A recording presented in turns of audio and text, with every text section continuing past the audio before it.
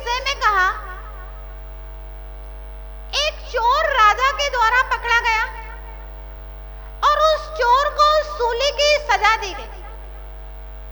वह चोर 3 दिन तक सूली पर लटका रहा,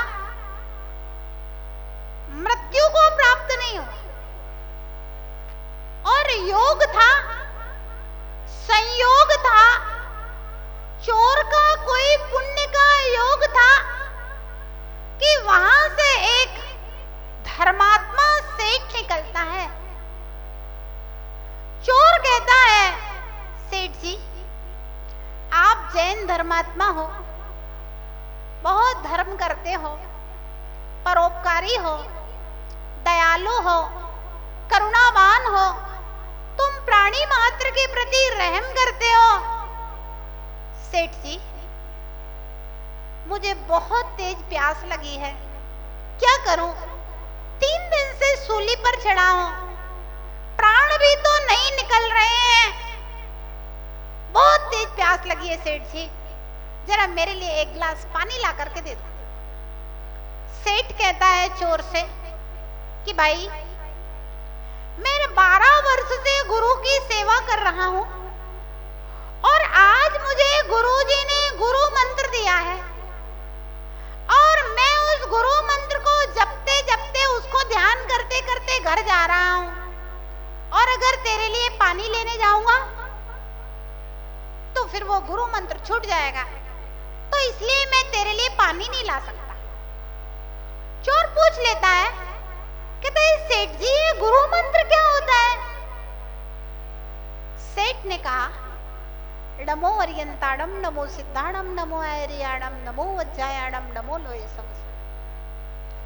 गुरु जी ने ये गुरु मंत्र दिया है और ये गुरु मंत्र ऐसा महामंत्र है, जब इसको जीव पढ़ता है, कितना भी अशांत मन हो, शांति पूर्वक महामंत्र को पढ़ने से मन शांत हो जाता है। पापी से पापी जीव जिस समय इसको पढ़ता है तो पापों से छूट जाता है। पापी से पापी जीव इस मंत्र को पढ़ता है तो पुण्य लाभ को प्राप्त होता है। जन्म जन्म के संकट कटते हैं इस मंत्र को पढ़ने से, और तो और इस मंत्र के प्रभाव से अनेक विद्याएं सिद्ध होती हैं। इस मंत्र के प्रभाव से नाग विहार हो जाता है, इस मंत्र के प्रभाव से अग्नि भी शीतल हो जाती है, इस मंत्र के प्रभाव से शेर भी प्रहार नहीं करता है, इस मंत्र के प्रभाव से सर्प का विष भी दूर हो जाता है। ऐसा सर्वशक्तिमान यह महामंत्र है। चोर बड़ा प्रभावित होता है सेठ की बात से। देखिए संसार में यद्यपि ऐसे लोग बहुत कम होते हैं, पहले ज्यादा होते थे, आजकल कम होते हैं, लेकिन ऐसे लोगों से ही संसार में विश्वास शब्द चलता है। लिखा है एक नीतिकार ने कि आप ईमानदार और दूसरों के विश्वास योग्य बने। ईमानदार और दूसरों के विश्वास योग्य बने। ऐसा जीवन में कभी नहीं करना कि सामने वाले ने मुझसे झूठ बोला है तो मैं भी उससे झूठ बोल जाऊं, सामने वाले ने मुझे गाली दी है तो मैं भी उसको गाली दूं, उसने हमसे जोर से बोला है तो हम भी जोर से बोले। बदले की भावना को छोड़ करके जो व्यक्ति अपने सिद्धांतों पर चलता है ना, तो उसकी ईमानदारी और उसके विश्वास की देवता गण भी चर्चा करते हैं। इस संसार में कीर्ति हो ना हो, मुंह पे कोई प्रशंसा करे ना करे, लेकिन ईमानदार और विश्वास के योग्य व्यक्ति की पीठ पीछे जिंदा में कोई तारीफ ना करे, लेकिन मरने के बाद लोग उसको याद जरूर करते हैं। तो ईमानदार और विश्वास के योग्य बनना चाहिए। अब देखें उस सेठ को, चोर था, सप्त व्यसनी था, लेकिन उसको सेठ और सेठ की बात के ऊपर बड़ा विश्वास था। सेठ ने कहा और चोर ने विश्वास कर लिया। चोर कहता है सेठ जी एक काम कर दो, प्यास तो बहुत लगी है, मैं जब तक तुम्हारा ये मंत्र जपता हूं तब तक तुम मेरे लिए पानी ले आओ। सेठ कहता है ठीक है, तुम मंत्र जपो और मैं पानी लेने जाता हूं। सेठ यहाँ पानी लेने के लिए जाता है, यहाँ चोर ड़मो अरियंताड़म बड़ी श्रद्धा के साथ में पढ़ता है और 3 दिन से सूली पे तो लटका ही था, 3 दिन से भूखा प्यासा था, सूली पे लटका था, मरना तो था ही। यहाँ चोर डबोकार बोलता है और प्राण निकल जाता। और ऐसा चोर जिसने अपने जीवन में कभी कोई पुण्य नहीं किया था, ऐसा चोर भी नमोकार के प्रभाव से देवगति का पात्र बनता। अरे त्रियंजो भी दिवंगता, त्रियंज भी देव हो जाता है, फिर इंसान पड़े तो क्या बात है। तो महामंत्र का ऐसा प्रभाव है कि त्रियंज भी देव हो जाता है, सप्तव्यसनी चोर भी एक बार नमोकार पढ़ता है देव हो जाता है। अंजन चोर कोई रोज नमोकार की माला थोड़ी ना फेरता था, अंजन चोर 108 बार नमोकार पढ़ा और आकाशगामिनी विद्या सिद्ध हो गई। लेकिन ध्यान रखना, अंजन चोर जैसी श्रद्धा होना चाहिए। देखिए कितना अंतर है अंजन चोर की श्रद्धा में और शुभम चक्रवर्ती की श्रद्धा में। देखिए कितना अंतर है। शुभम चक्रवर्ती जिसको एक व्यंतर समुद्र में ले गया था और उसको जहाज को डुबाने का प्रयास कर रहा था, चक्रवर्ती था, 14 रत्न 9 निधियों का स्वामी, एक एक निधि की रक्षा 1,000 देव करते हैं।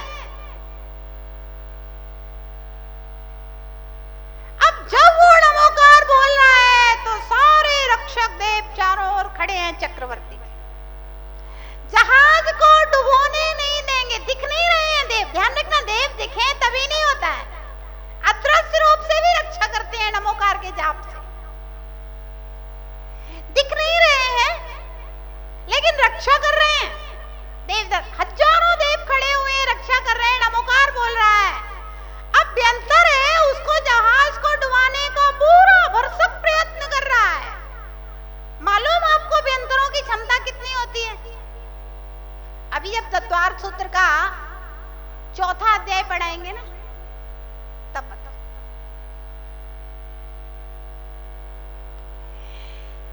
10,000 वर्ष की आयु वाला देव 7-8 कोस के जीवों को मार सकता है, जिला सकता है।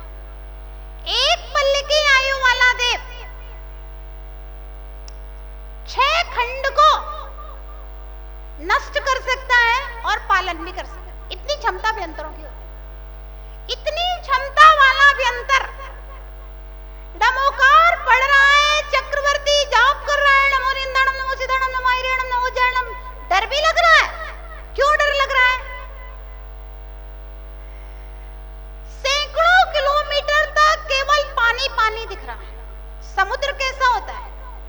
ऐसे थोड़ी ना होता है कि थोड़ा सा पानी है, इधर पानी दिख रहा है, उधर किनारा दिख रहा है। किनारा दिखने का तो काम ही नहीं, बीचों बीच समुद्र में ले गया है ना। चारों ओर जहां देखो खाली पानी पानी और पानी की लहरें उठ रही हैं, जहाज ऐसे लहरों में ऊपर नीचे हो रहा है। आप कल्पना करो कभी अगर अपन ऐसे हो कि समुद्र के बीच में और जहाज ऊपर नीचे लहरों के साथ में हो रहा हो और कोई व्यंतर अट्टहास करके हमें डुबाने का, जहाज को डुबाने का प्रयास कर रहा हो और हम उस समय नमोकार पढ़ रहे हैं।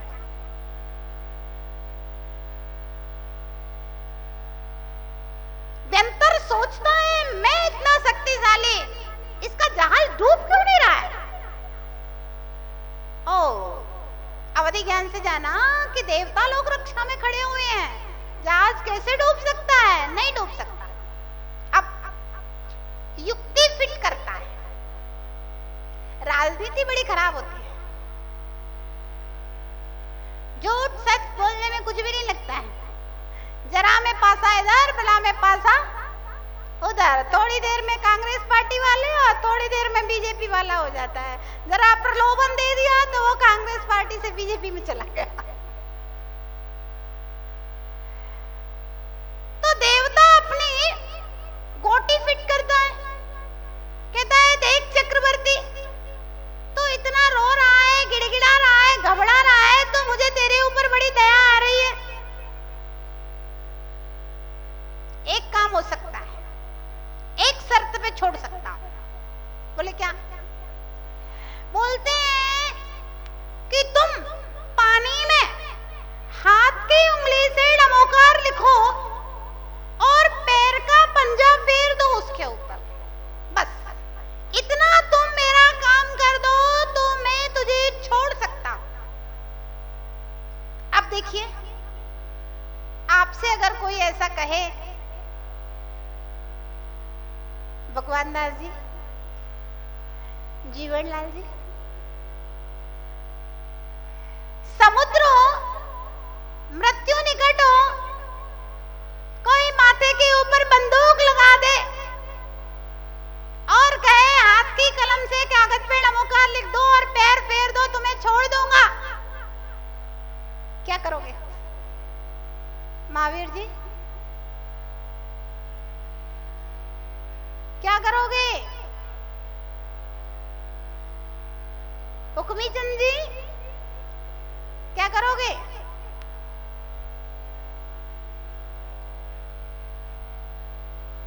ध्यान रखना। अब ये तो जब समय आएगा तभी तुम्हारी परीक्षा होगी, अभी तो आप सब हमारी सभा में बैठ के यही कहोगे।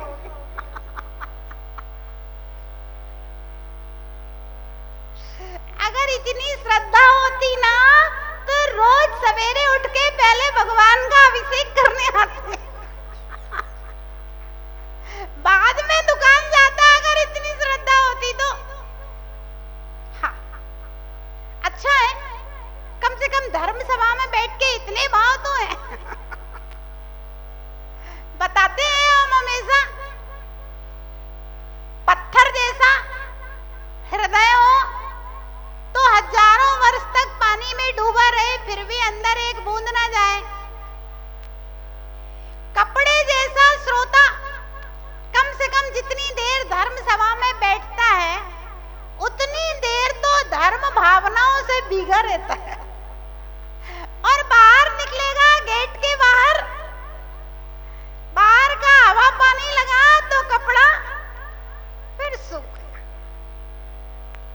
और शक्कर जैसा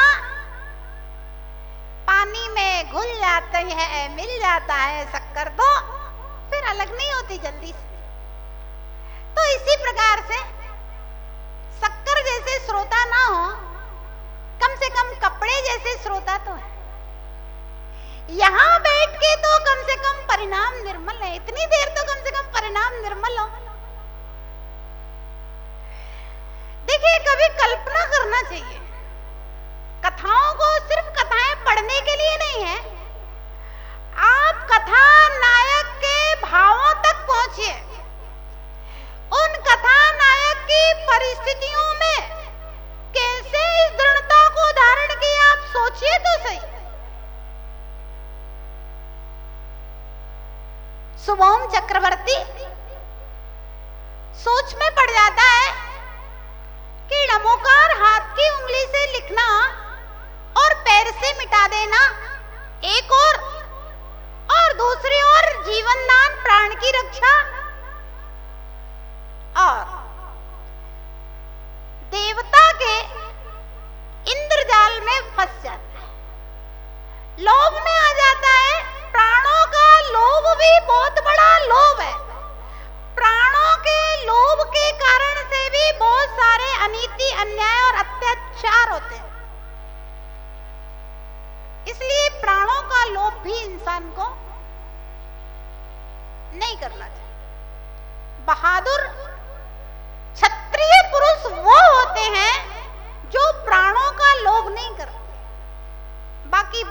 बुद्धि तो।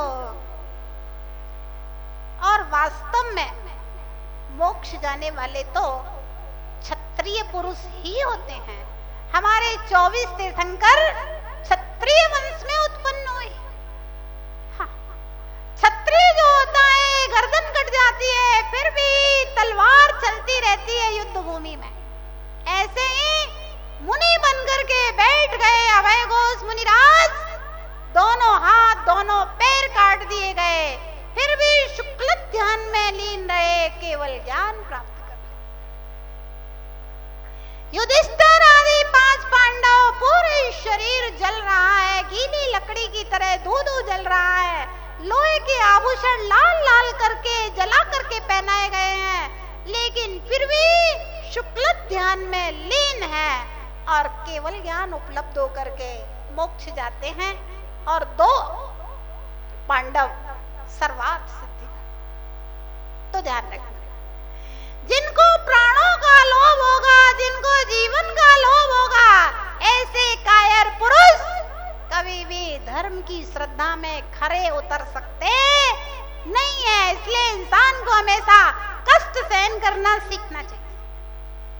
अगर आपने अपने जीवन में कष्ट सहन करना नहीं सीखा तो सुकुमार जिंदगी किसी काम की नहीं है। कभी भी किसी भी प्रलोभन में फंस जाएगी सुकुमार जिंदगी और अपने लक्ष्य से भ्रष्ट हो जाएगी।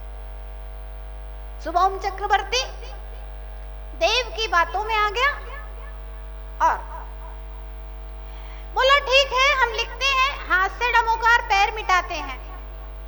और यहाँ हाथ से लिखा और पैर फेरा, वैसे ही सारे देवता अलग खड़े हो गए। अरे डमोकार का